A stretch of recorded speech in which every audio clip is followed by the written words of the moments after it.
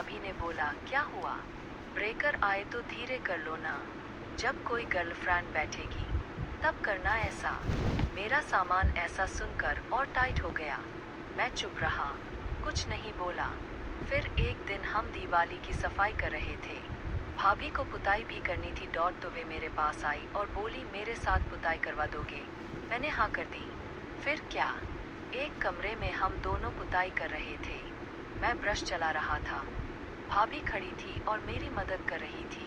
कमरे में कोई नहीं था और मेरा लोवर में वो खड़ा हुआ अलग ही दिख रहा था। क्योंकि भाभी पूरी पसीने में भीग चुकी थी तो वे एकदम हॉट लग रही थी और उनके वो दोनों दिख रहे थे। मैंने मौके का फायदा उठाया। मैंने जानबूझकर अपने उसको देखने दिया भाभी को। अब भाभी की नज़र मेरे खड़े उस पर पड़ गई थी।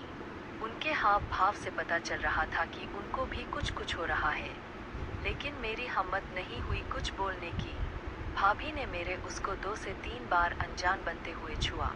मैं समझ चुका था कि भाभी मेरे साथ मज़े लेना चाहती है, लेकिन उस समय कुछ नहीं हुआ।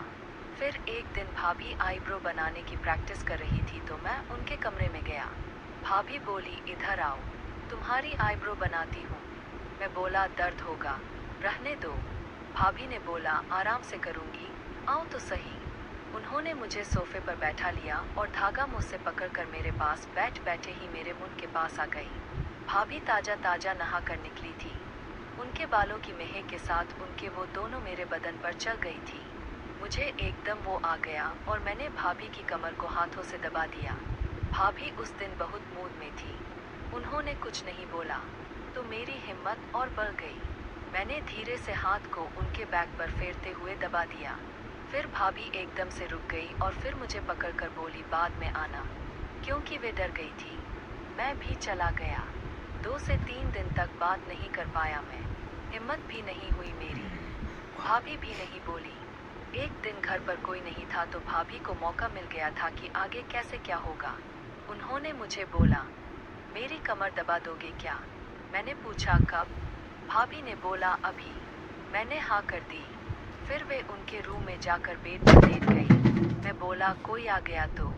भाभी ने बोला, गेट लगा दिया है, कोई आएगा तो आवाज आ जाएगी, तुम डरो मत, दबा दो जल्दी। मैंने ऐसा सुना तो मेरा खड़ा हो गया और भाभी ने भी उसे देख लिया था। फिर मैंने जल्दी से भाभी की कमर दबाना चालू कर दी। अब मैं भाभी को बोला, ऊपर बैठकर दबा दूं। भाभी मान